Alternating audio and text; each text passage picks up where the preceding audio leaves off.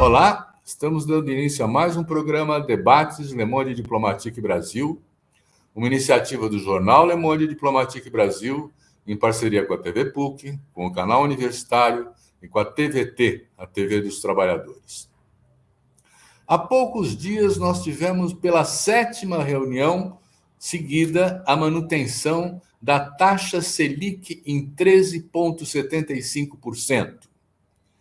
E isso sob os protestos do governo, que entende que é uma sabotagem ao projeto de desenvolvimento, e sob os protestos de boa parte dos setores da indústria, do comércio. Há uma polêmica em torno do assunto. Por que a Selic é tão importante e por que manter 13,75% é tão crítico?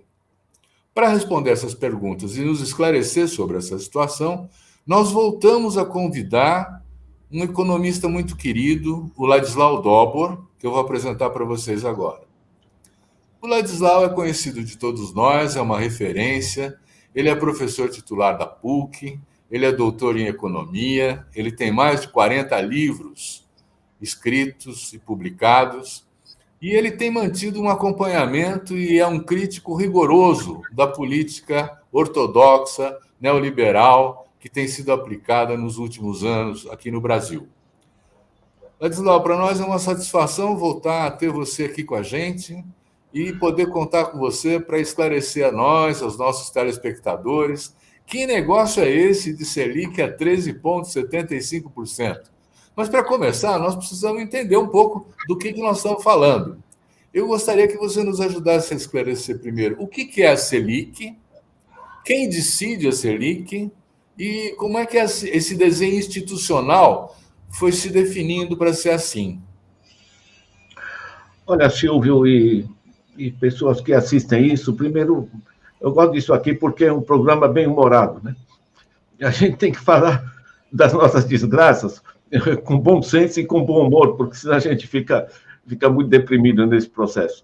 Mas o básico é que as formas de apropriação de recursos com os sistemas financeiros, quando são feitos, por exemplo, por meio de salário baixo numa empresa, tipo de exploração, coisa do gênero, certo? As pessoas entendem.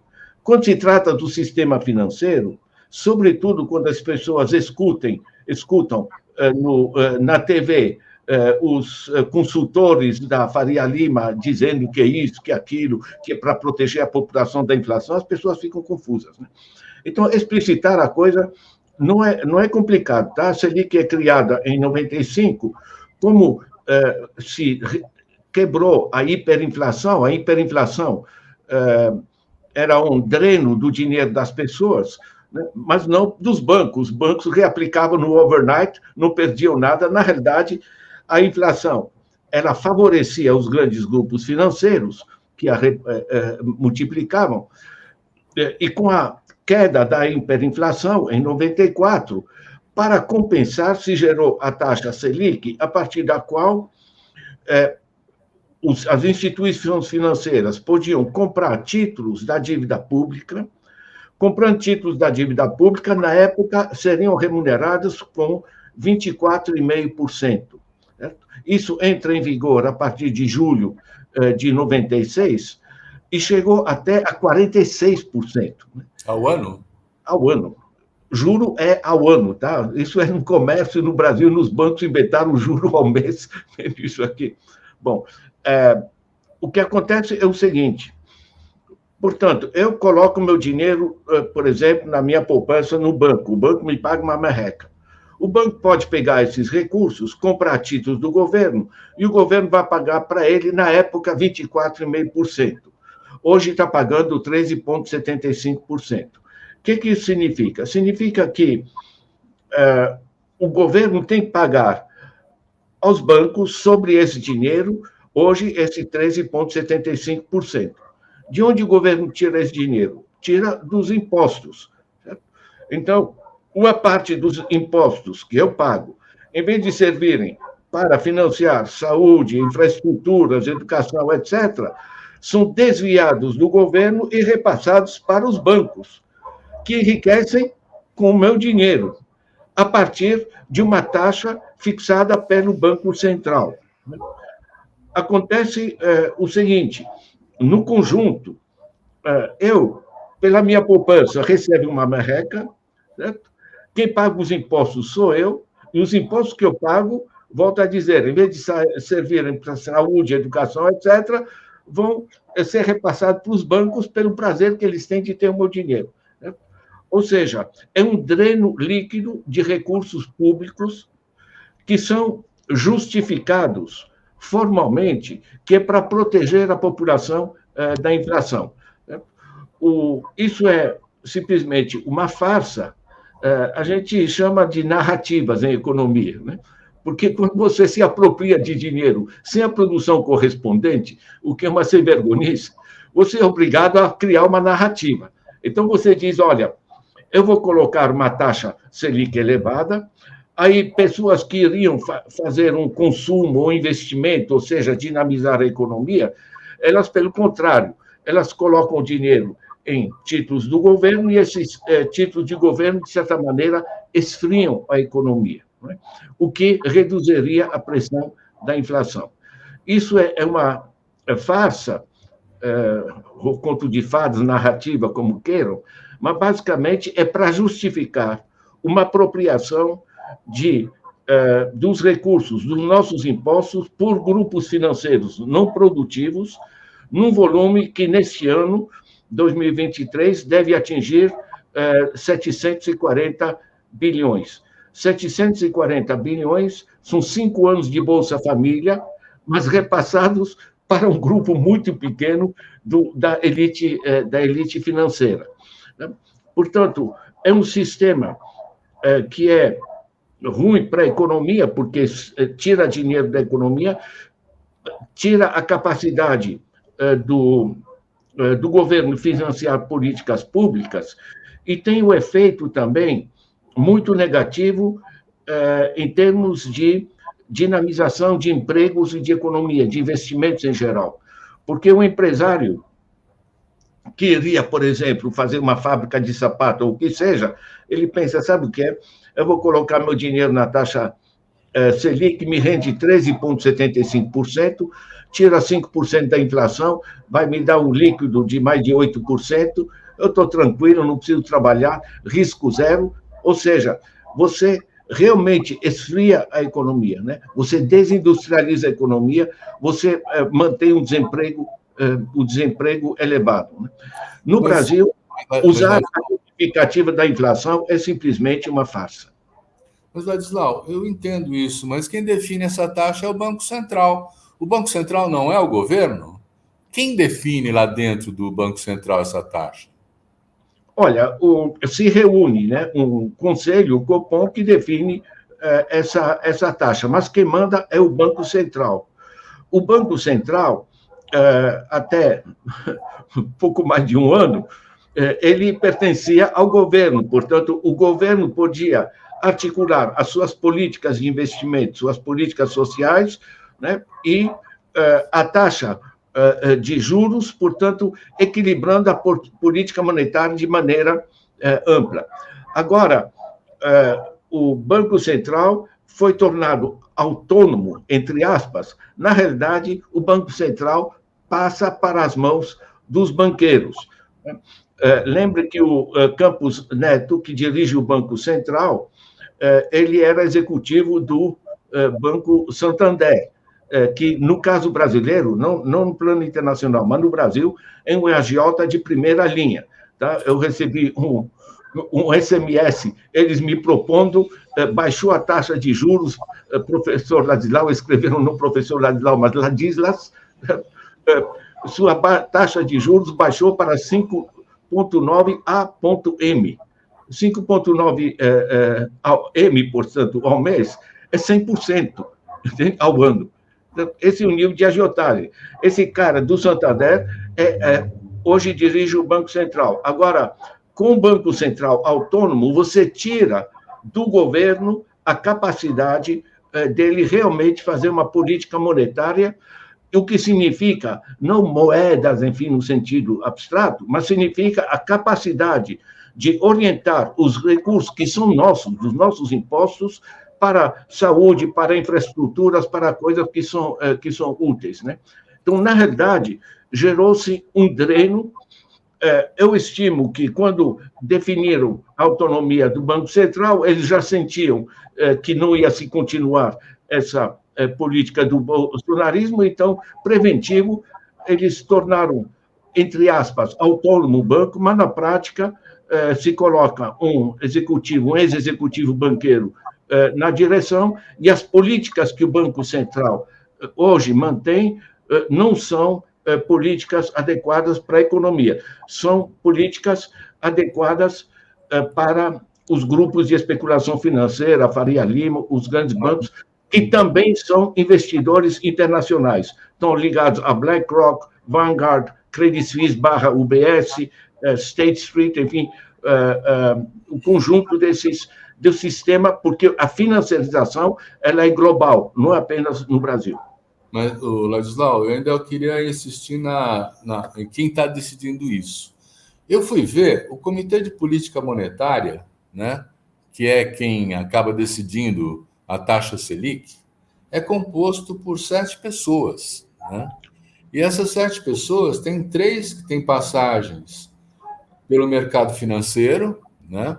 Tem uns 2 ou 3 que são acadêmicos, alguns têm carreira interna dentro do Banco Central, e o Roberto Campos Neto foi posto lá pelo governo Jair Bolsonaro, né?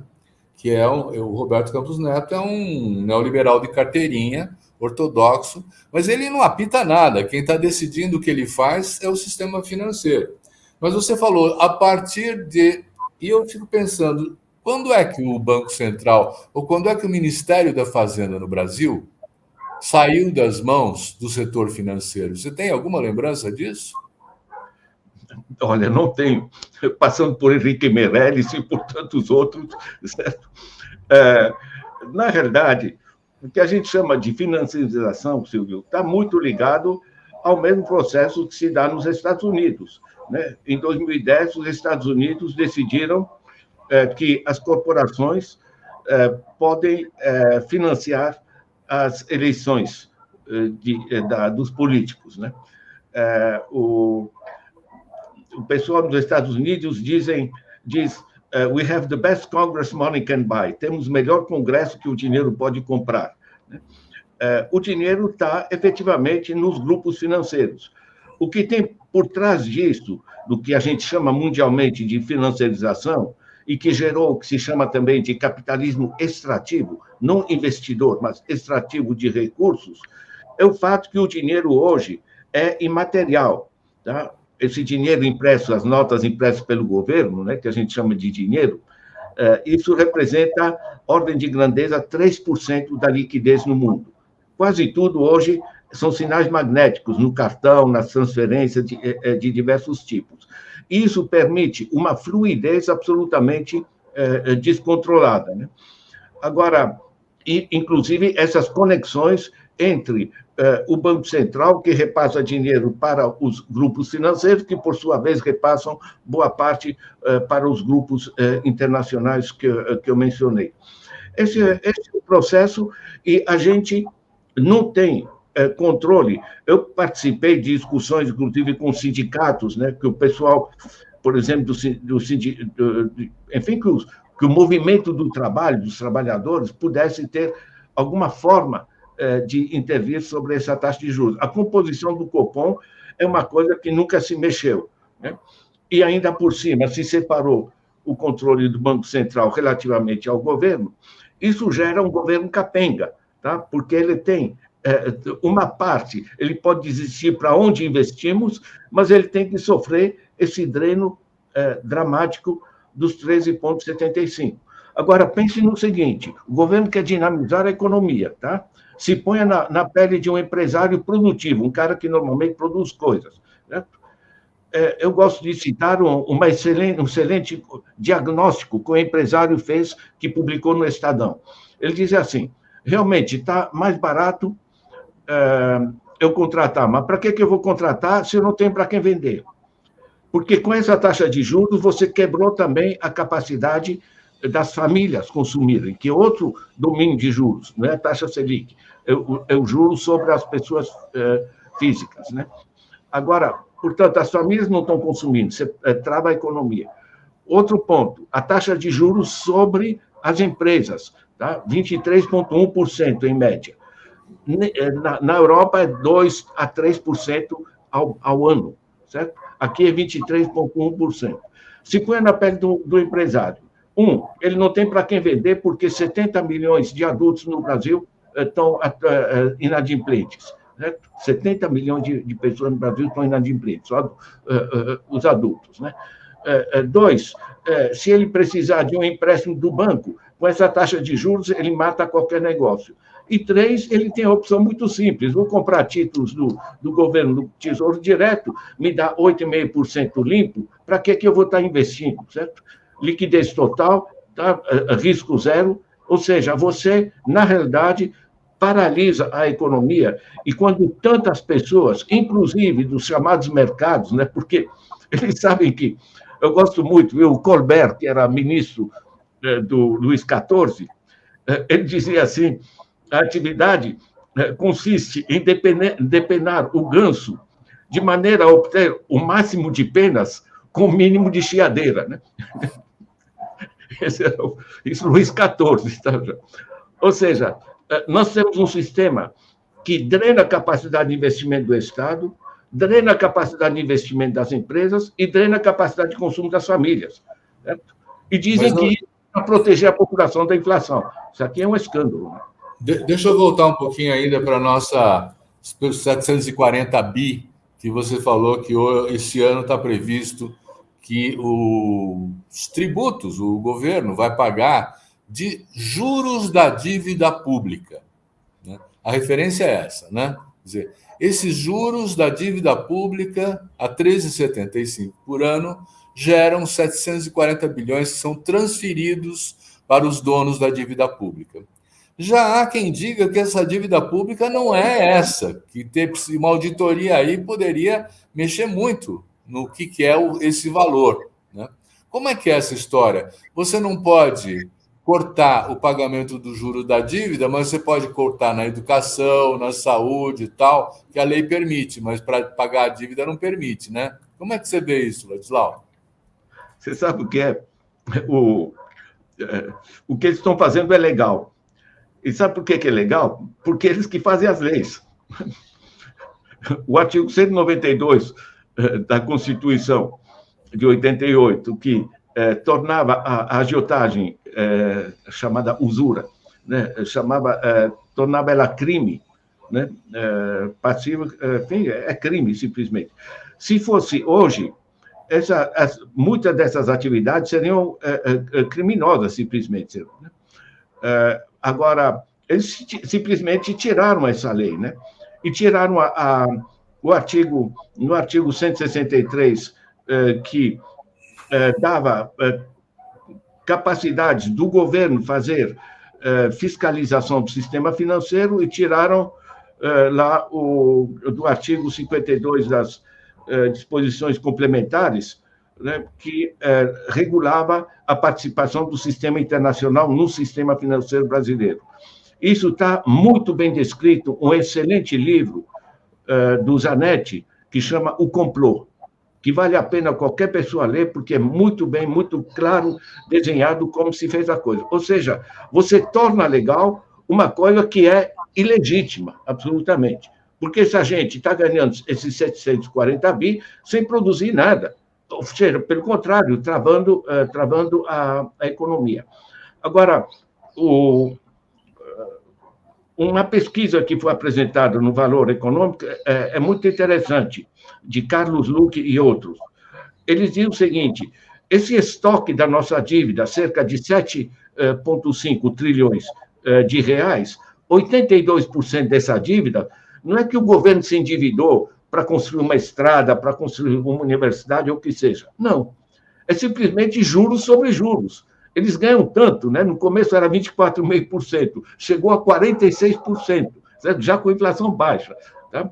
E agora continua esse dreno, que eles fazem? Eles captam esse dinheiro, aí reaplica em mais títulos do governo, ou seja, por isso que vai aumentando esse volume, que hoje representa um pouco mais de 7% do PIB, que são drenados da economia produtiva para os grupos financeiros. Né? Essa ilegitimidade desse endividamento do Estado, porque não é coisa que ele fez coisa útil com o dinheiro e se endividou, certo? Mas simplesmente é juro sobre juro. Então, a Lúcia Fatorelli faz esse estudo, ela demanda há anos uma auditoria da dívida. Eu participei de reuniões, inclusive no Senado, em Brasília, sobre o tema, né? Mas a realidade é que esses grupos, que a gente chama de Faria Lima, mas que, na realidade, ou tem gente que chama de os mercados, né? Certo? Na realidade, é meia dúzia de grandes grupos que controlam esse processo, mas também em torno dessa meia dúzia, muita gente que faz aplicações de financeiras rentáveis e que acha isso bom. Não são produtores, são gente que vive, digamos, desse repasse do dinheiro, dos juros que estão sendo extraídos do governo. E volto a dizer, não apenas do governo, tá? Porque é escandalosa a taxa de juros sobre a dívida pública, 13,75%, mas é escandalosa a taxa de juros sobre as empresas, né, sobre pessoa jurídica, 23,1%. Eu tenho aqui o boletim do Banco Central, que dá esses números. E pior ainda, para as famílias. Tá? A taxa média sobre juros, o Banco Central apresenta 55,8%. Tá? Na França, a partir de 4,9% ao ano, acima disso, você está em cana. E não precisaram colocar na Constituição, está simplesmente no Código do Consumidor, tá? Se chama usura. Então, aí, como é que isso afeta o crescimento do Brasil? Como é que isso afeta o emprego? Como é que isso afeta a qualidade de vida de todo mundo? Olha, é uma paralisia, tá? Porque você vai somando os 3,75% de taxa de juros sobre um estoque de dívida de 7,5 trilhões, isso representa um dreno, certo? Você tira da economia produtiva cerca de 7% do PIB. Né? Agora, o Banco Central apresenta quanto se tira das famílias. Tá? Das famílias se tira cerca de 10% do PIB. Hoje, 79% das famílias estão atoladas em dívida, e nesses nós temos 71 agora milhões de adultos que estão em inadimplência, com nome sujo e tal, enfim, porque ninguém consegue pagar a taxa de juros de 55%. Eu, quando apresento em reuniões internacionais esse número do Brasil, eu tenho que mostrar dados dos bancos, porque eles não acreditam que essa coisa que é da Idade Média, esse tipo de juros, né? Pegue Shakespeare, enfia, como é a peça sobre a usura, né? Então, você pega, das famílias, são cerca de 10% do PIB, já te dá 17%, tá? Somando o que eles extraem de juros sobre a dívida pública e paralisando a capacidade do Estado, e o que eles extraem das famílias. Por que é tão importante? Não é só que eles drenam isso sem produzir, mas você reduzindo a capacidade de consumo das famílias, você fria toda a economia, né? Que é daquele cara lá que diz no Estadão, para que eu vou investir se eu não tenho para quem vender? Acrescente os 320 bilhões que são tirados por juros, volto a dizer, de nível de agiotagem de 23,1% ao ano, certo? Que estão tirando das pessoas jurídicas, né? Que paralisa também o investimento produtivo. São 320, são mais ou menos 3% do PIB, nós estamos em 20% do PIB.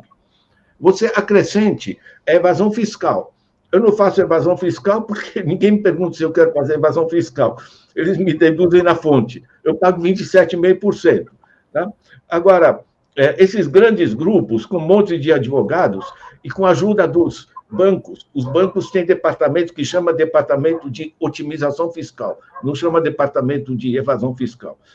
Essa evasão fiscal está estimada em 570 bilhões, cerca de 6% do PIB. Já vamos para 26, tá? Você pega as renúncias fiscais. Renúncias fiscais, a última que temos é da faixa de 470 bi, ou seja, quase 5% do PIB. Enfim, vai juntando, né, o processo. E pegue a isso a outra dimensão, que é o fato que toda essa gente que enriquece assim não paga imposto. Né? Desde 95, também, quando se criou a Selic, né, também se criou a isenção de impostos de lucros e dividendos distribuídos. Né? Então, essa gente não paga imposto. Então, se você junta os drenos do Estado, que paralisam o investimento do Estado, o dreno sobre as famílias que param de consumir, paralisa a economia, o dreno sobre as empresas, né, que não conseguem investir com esse tipo de juros, e você acrescenta a evasão fiscal, as renúncias fiscais, né, são empresas que conseguiram que o governo diga que não pague. É legal, tá? Mas, enfim, a evasão fiscal, sim, é ilegal, mas, enfim, os advogados dão nó em pingo d'água. E você acrescenta o sistema tributário, que, em vez de corrigir, ainda agrava, você tem uma economia em paralisia. O último ano que o Brasil cresceu foi 2013. Nós crescemos 13%. Perdão, 3% no ano de 2013. De lá para cá, a economia está simplesmente parada. O pouco que se fez de redistribuição agora com esse novo governo já dinamizou um pouquinho, mas é uma merreca, é pouca coisa. Eu diria, Silvio, que nós temos desafios que são estruturais, tem que mudar a forma para onde vai o dinheiro, ele tem que financiar políticas públicas, em vez de financiar bancos, ele tem que financiar consumo, em vez de drenar a capacidade de consumo das famílias, e tem que ajudar as empresas, em particular as pequenas e médias, a investir, em vez de drenar com juros. Tem que controlar a evasão fiscal e tem que colocar essa gente no imposto, que tinha sido mencionado por Lula. Tal como está, nós temos um desafio que é estrutural, a forma de lidar com o sistema financeiro no Brasil tem que se deslocar, certo? Agora, nós não temos força política para mudanças estruturais. Nós temos força política para fazer o que se pode dentro do chamado arcabouço, né, que gera esses limites. Então, por que estão falando que a política que está sendo praticada pelo Roberto Campos Neto é uma sabotagem do projeto de desenvolvimento do atual governo Lula, hein? Olha, eu acho uma definição extremamente correta, né? Ele não está nem aí, porque ele é um ex-executivo do Santander, certo? Que pratica agiotagem de maneira tranquila, aqui no Brasil, né? Na Espanha ou em outros países onde está o Santander, ele não poderia fazer isso, certo? Ele é visto de maneira muito favorável pelos grupos financeiros. Agora, à medida que na população muito mais gente entende, porque, por exemplo, as pessoas endividadas, tá? Elas acham, e isso está repetido na televisão, você precisa de educação financeira, você precisa aprender a tomar empréstimo. Não dá para aprender a tomar empréstimo quando se trata de agiotagem, certo? Desse nível, você se ferra. A mensagem que eu recebi, que eu não pedi, entrou no SMS, deve ter ido para milhões de pessoas, tá? Dizendo que me oferece a taxa de juros 5,9% ao mês. Eu imagino uma mãe que tem que comprar um medicamento da família para a criança, não tem a grana, ela entra numa dessa, nunca mais sai. Ela passa a fazer parte desses 70 milhões de adultos que estão atolados em dívida, estão em inadimplência, não entendem a coisa. Ou seja, para mim, o importante, Silvio, tal como a gente está discutindo hoje, discutindo esses mecanismos, eu tenho feito muito trabalho, e muita gente pega o trabalho do Beluso, do Pedro Paulo Bastos, pega o trabalho de tanta gente que está disseminando, o Paulo Clias, enfim, que está trazendo a compreensão dessas dinâmicas financeiras para as pessoas entenderem que isso aqui é legal, porque eles fazem as leis, mas não é legítimo. Né? Quer dizer, não é ser contra uma pessoa ganhar dinheiro, mas ganha dinheiro de maneira legítima, ou seja, você tem um lucro, mas você tem uma contribuição produtiva, certo? Você merece esse lucro, de certa maneira. Nesse caso, não. Certo? É um sistema internacional. Eu queria lembrar, tá? No plano global, você tem a BlackRock, que pouca gente conhece, né? A BlackRock administra 10 trilhões de dólares. Ela está, por exemplo, nos planos de saúde da minha faxineira aqui. Certo? Ela drena uma parte do dinheiro que eu pago para uma faxineira. Porque com dinheiro imaterial, o tal do dinheiro virtual, você drenar recursos de zilhões de pessoas de qualquer parte do mundo, através da internet, através do sistema, dos algoritmos modernos, é super fácil.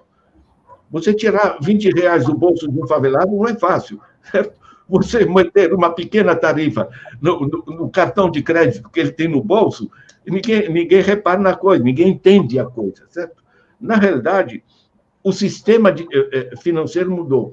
Quando eu menciono os 10 trilhões de dólares que administra o Larry Fink da BlackRock, certo? Compare isso com o orçamento do Biden, 6 trilhões. 6. O Larry Fink administra 10 trilhões. Estamos nesse nível. Né? Os derivativos no mundo atingem mais de 600 trilhões de dólares. Tá? Enfim, são 20 vezes o PIB dos Estados Unidos. Mas aí eu tenho uma observação a fazer, porque não é que internacionalizou e tudo está igual, porque se você pega, por exemplo, o Banco Itaú, que tem presença em outros países, especialmente na América do Sul, ele deve estar praticando os juros de cada país, não os 13,75 daqui, né? Porque você tem um banco central, com pantalones, né? que você sabe o que é.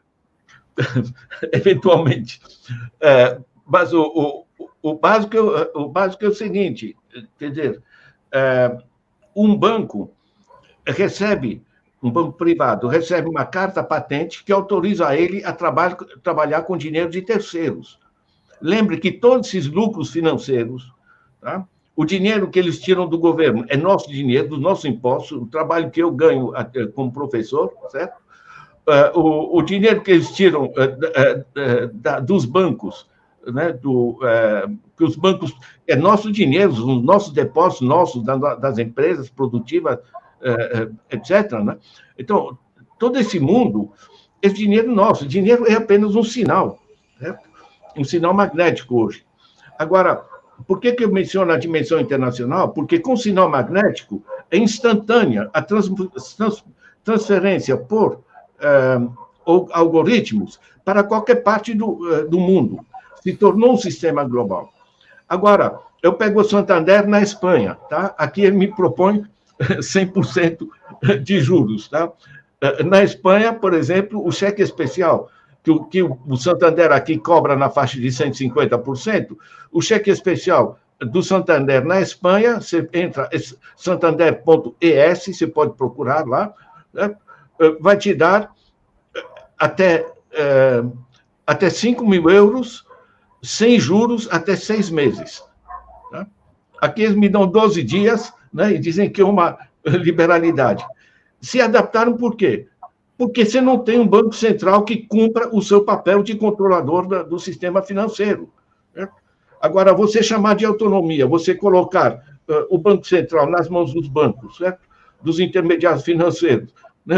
Você, enfim, justificar que é para proteger a população da inflação que você tem essa taxa de juros, quando, na realidade, a economia está parada, não está bombando, né? Não tem um problema de demanda excessiva. Pelo contrário, as famílias estão atoladas. Né?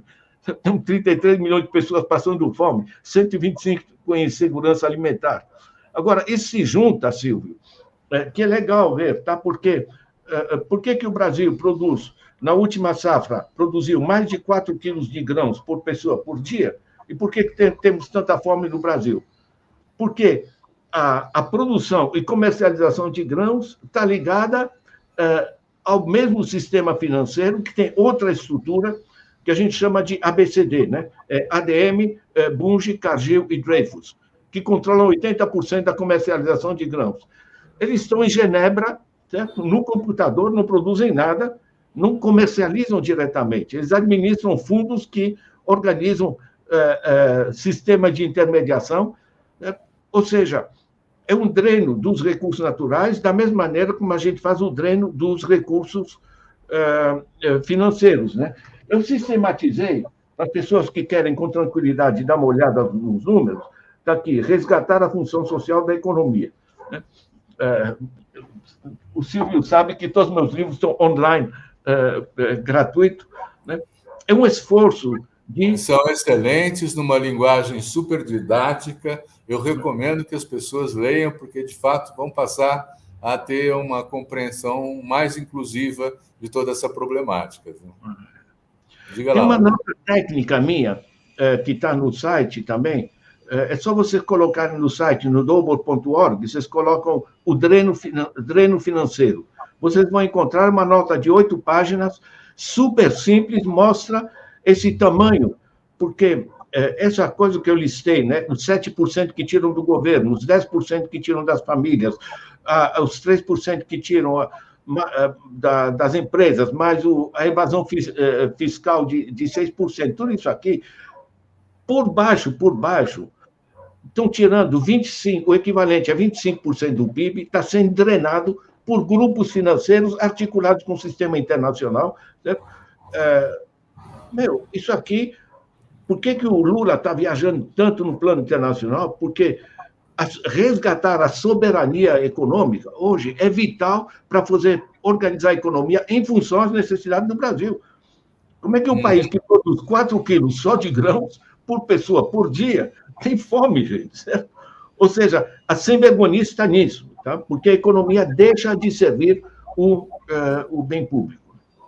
Então, vamos trabalhar essa questão. Você falou assim que, hoje em dia, e não só hoje em dia, já tem um histórico disso, quem controla o Banco Central e quem controla a política econômica do governo brasileiro é o setor financeiro. Mas eu já tenho visto, por exemplo, protestos da Luiza Trajano, da Magazine Luiza, que diz assim, com esse juro nós no varejo não vamos segurar. Tem a Fiesp, que está reclamando também dessa taxa altíssima de juros, tem outras associações empresariais. Quer dizer, nós não estamos com todo mundo alinhado nessa linha.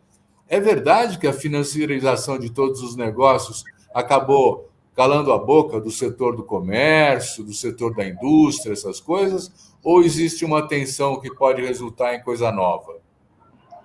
Olha, existe um equilíbrio, Silvio, tá? Porque, de um lado, esse pessoal da Faria Lima, do Santander, dos grandes bancos, do Itaú, etc., eles drenam, tá? Mas sabem que há um limite de dreno. Eu volto a dizer, é o 10º ano que a gente está com a economia paralisada, porque você não pode fazer a economia crescer e, ao mesmo tempo, tirar os recursos dela e desviar para sistemas especulativos, né? Portanto, existe um limite de dreno. Tá?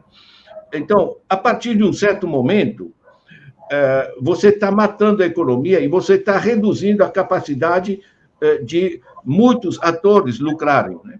Quando eu mencionei que, para muitos empresários, né, eles dizem, para que eu vou investir se eu não tenho para quem vender?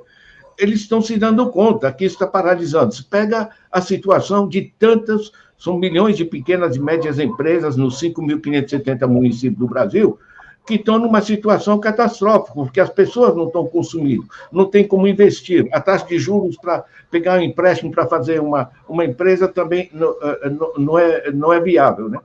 Então, você gera, a partir de um certo momento, como quem lucra mesmo, o grande lucro, com esse sistema de financiarização, nas suas diversas dimensões que eu mencionei, ele privilegia um grupo muito pequeno no Brasil e um grupo poderoso, mas pequeno também em termos internacionais, isso realmente um dreno. Tá? Então, a partir, já estamos, é o 10º ano que a gente está com a economia paralisada. A grita está começando a vir, certo? Então, eu acho que se multiplica o número de pessoas, de grupos, de associações, e não é só sindicato, enfim, de um conjunto de gente dizendo, gente, vamos parar com essa coisa. Agora, em cima disso, com uma inflação de 5%, dizer que a gente tem a mais alta taxa Selic do mundo para proteger a população da inflação é um grau de cinismo que se atinge que, francamente, é espantoso. Eu acho que a tendência é mais gente deixar esse barco da especulação e voltar a apoiar propostas produtivas para o país.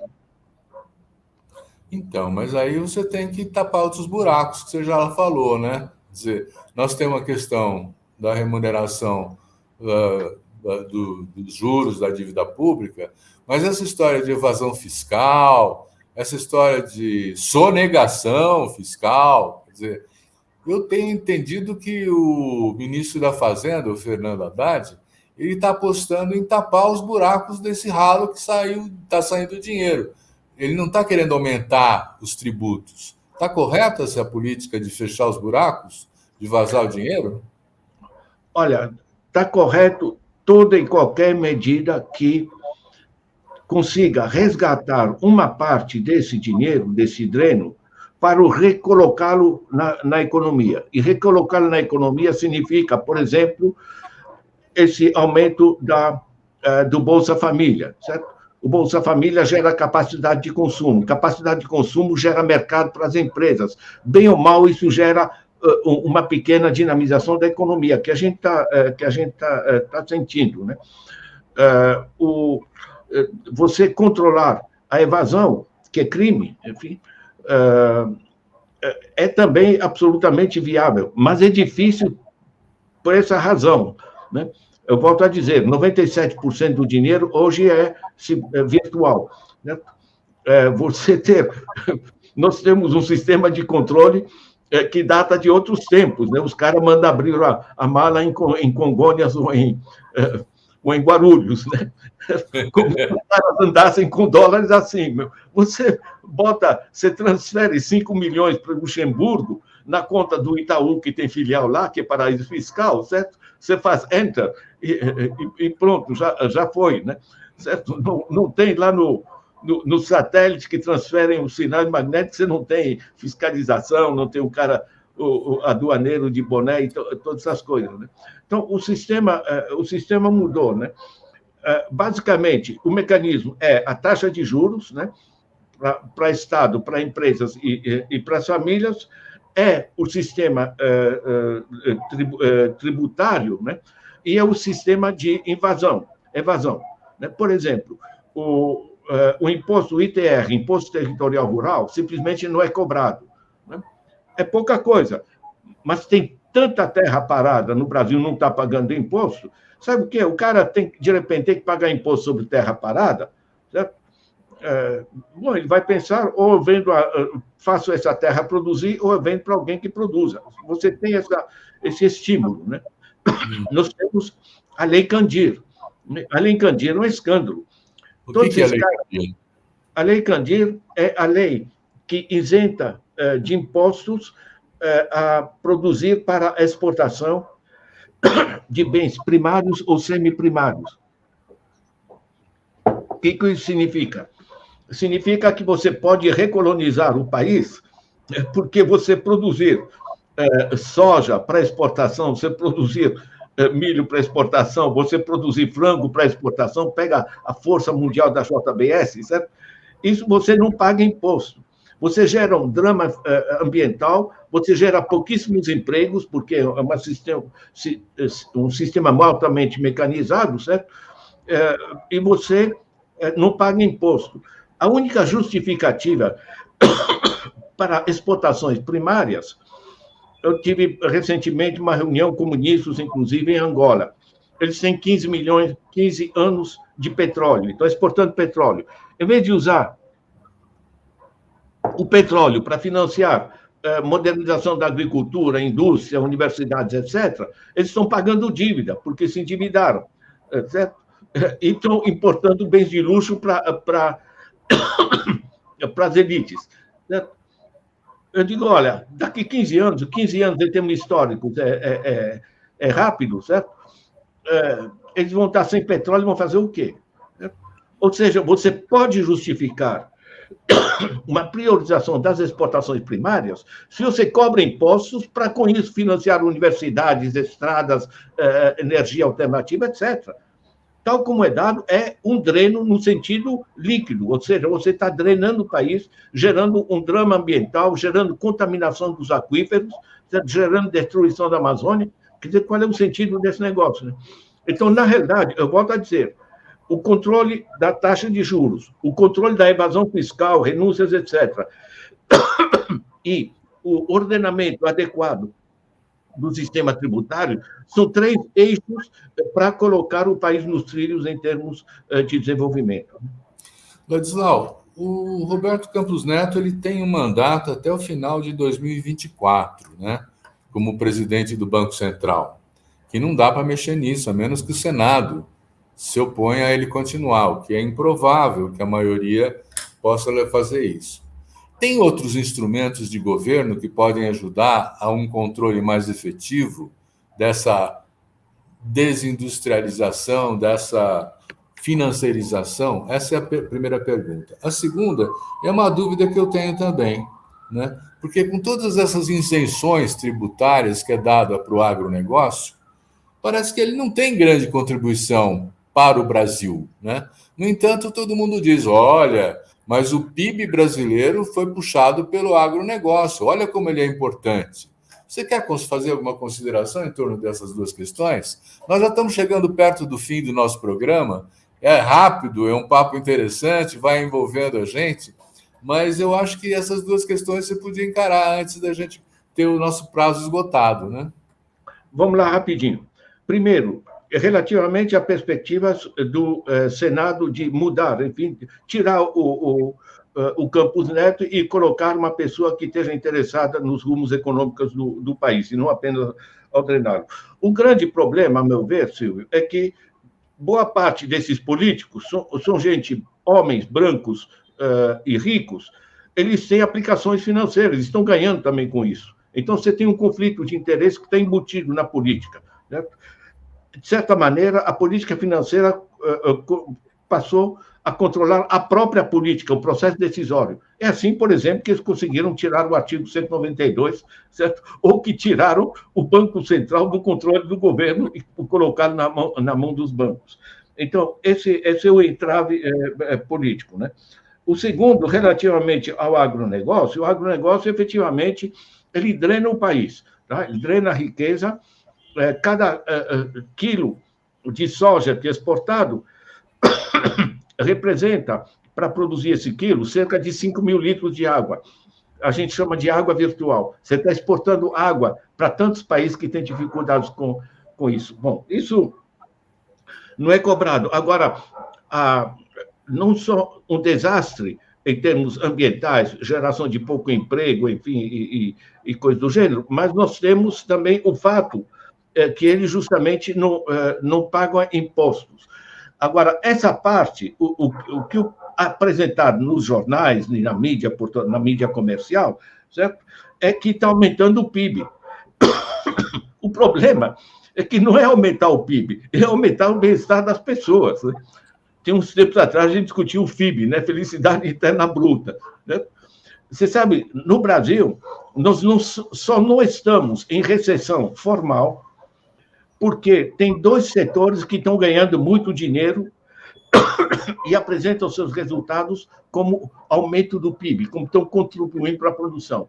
Um é o dreno de recursos naturais, certo? Tanto o setor o agronegócio, como o setor minério, privatizaram a Vale, né? Por isso tentaram privatizar completamente a Petrobras, privatizaram em parte, porque tudo isso é um dreno, mas isso aumenta o PIB, então dá a impressão que estamos crescendo, né? É um dreno, certo? Que é calculado como aumento do PIB. E o segundo setor que está funcionando, e só esses 2 funcionam, é justamente o dos lucros financeiros. Na contabilidade nacional, desde 93, e depois ampliado em 2002, passou-se a calcular lucros financeiros como aumento do PIB, o que, tecnicamente, reflete o poder dos grupos financeiros em nível mundial. Em termos técnicos, certo? O lucro financeiro, todos os custos financeiros são custos, são atividades meio, não são atividades fins. Certo? Então, na realidade, o Brasil só sustenta esse PIB, essa semi-paralisia, simplesmente porque está calculando o dreno de recursos naturais e os lucros financeiros dos grandes grupos como aumento do PIB, como prosperidade econômica. Isso, evidentemente, é uma farsa, certo? Porque você ter esses setores crescendo e você ter as famílias endividadas e o pessoal passando fome, isso aqui é simplesmente um escândalo. Né? Isso aqui vai ter que mudar, porque, em termos... Eu fiquei comovido com Martin Wolf, que não é nada mais, nada menos do que o economista-chefe do Financial Times, que diz que esse sistema perdeu sua legitimidade. Não à toa tivemos, a semana passada, uma reunião em Paris, o mundo discutindo novas estruturas financeiras. Muito bem. Ladislau, vamos concluir com uma única e última pergunta. O que você acha que precisa mudar do ponto de vista institucional para que a gente supere esse momento e volte a crescer, hein? Olha, pergunta safada, viu? É o seguinte, olha, gente, eu tenho aqui 4 eixos propositivos, tá?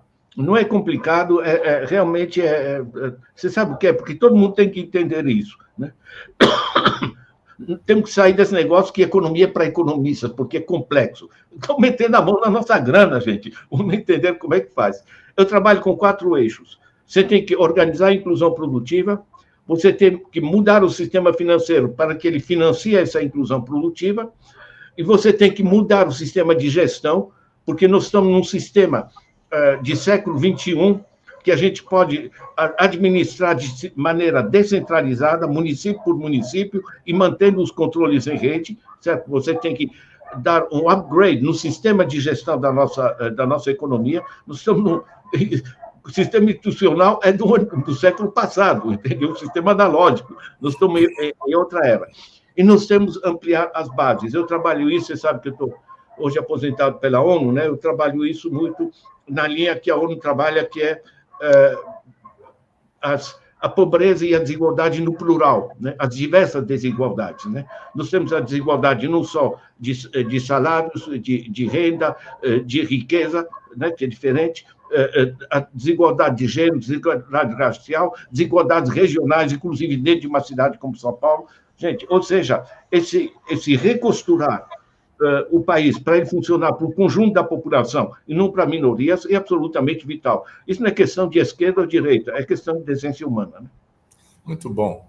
Quero agradecer muito ao Ladislau Dobor pela mais essa contribuição riquíssima para o nosso debate. Ele sempre tão engajado, tão militante na transformação do mundo e nos apresentando os caminhos para isso. Né? Muito obrigado, Ladislau. É um prazer sempre contar com você aqui.